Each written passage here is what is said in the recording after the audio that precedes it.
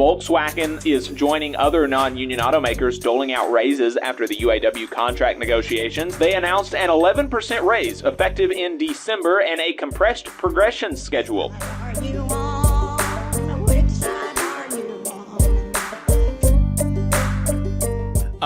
Workers are always on the move in the South and everywhere, and that's why we bring what happened last week in the labor movement in the South to you every single week, because we don't get enough love in the mainstream media, so we try to provide a corrective. So here's what workers in the U.S. South and the American colonies were up to in the week ending on the 24th of November. In new election filings, the employer filed for a union election after a majority of the 237 workers at Nursing and Rehab Center Riverwood Center, LLC, in Jacksonville, Florida, showed support for unionization with the Independent Association of Public and Private Employees. 8 workers at the Student Borrower Protection Center in Washington, D.C. filed for a union election with the Office and Professional Employees International Union, OPEIU, Local 39. 3 workers at Alliance Mobile in Bristol, Virginia, filed for a union election with the Communication Workers of America, CWA, as did 3 more in Kingsport, Tennessee. 241 workers at Costco in Norfolk, Virginia, filed for a union election with the International Brotherhood of Teamsters, Local 822. 27 workers at Coca-Cola Consolidated in Beckley, West Virginia, filed for a union election with the Teamsters, Local 175, and 10 workers at Waxwork Records in Harahan, Louisiana, filed for a union election with the Teamsters, Local 270. 55 workers at Evonik in Little Rock, Arkansas, filed for a union election with the United Steelworkers International Union, USW, and 48 workers at Kenergy Corporation in Henderson, Kentucky, filed for a union election with the International Brotherhood of Electrical Workers, IBEW, Local 1701. We had a couple of campaign updates last week where workers who are organizing with the Amazon Labor Union in the company's biggest air hub in northern Kentucky allege illegal retaliation after 11 pro-union workers were given a final written warning for participating in union tabling, a federally protected activity.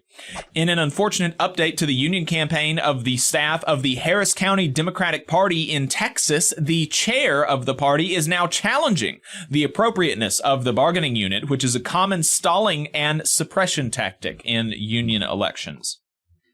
We had a few election results and withdrawals. First up, a petition to decertify Starbucks Workers United as the union representing 20 workers at a location in Roanoke, Virginia, was withdrawn last week, meaning that SBWU will continue to represent the workers at that location.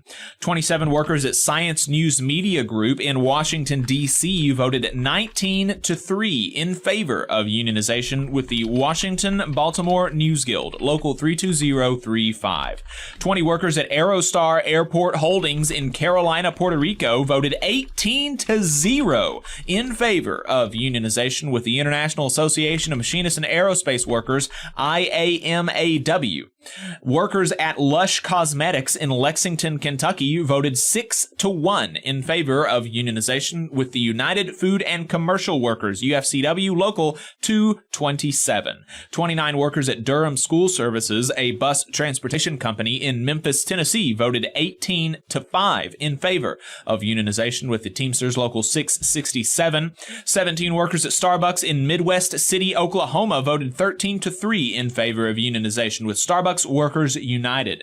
82 workers at Controls Southeast in Pineville, North Carolina, voted 11-66 against unionization with the United Association of Plumbers and Pipe Fitters, UA, Local 421.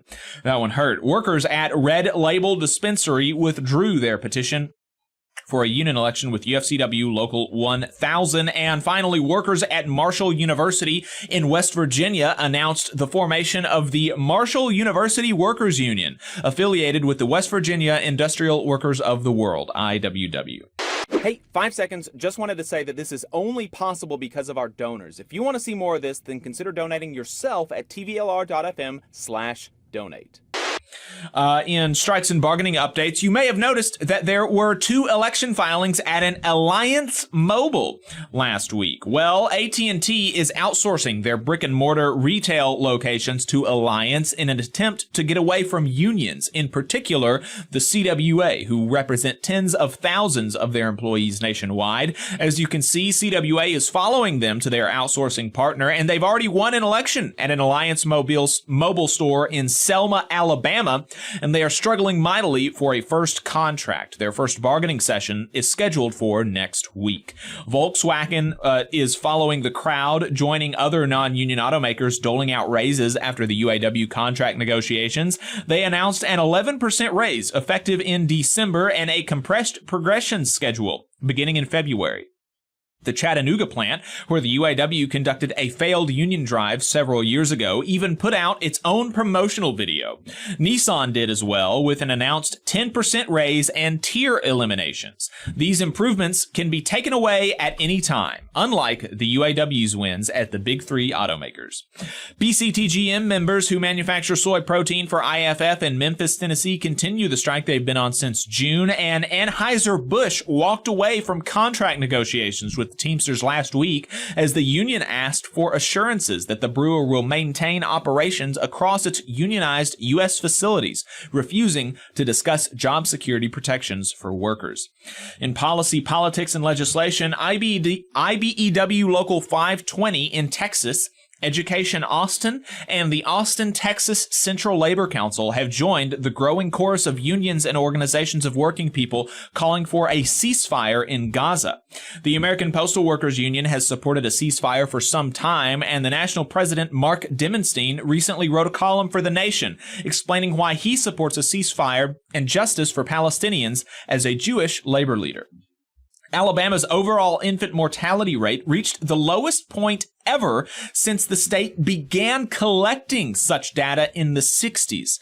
But it's not all good news, as the infant mortality rose for Black Alabamians. The Tennessee Center for Employee Ownership hosted an event discussing new legislation that was recently passed in Tennessee that is designed to help offset the cost of setting up an employee-owned company in the state with tax credits. In the next legislative session, State Senator Paige Wally will be working to get dedicated funding for this work in the governor's budget.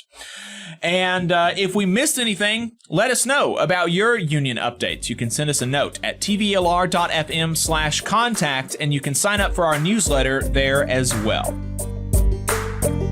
You just saw a clip from the Valley Labor Report. We are live every Saturday morning from 9:30 a.m. till 12:30 p.m. And we pride ourselves on keeping all of our content free to everybody so that we can talk to as many working folks as possible. If you support the work that we're doing, you think that it's important, you think that it's good, then consider making a monthly contribution to the project, and you can do that on our website, tvlr.fm.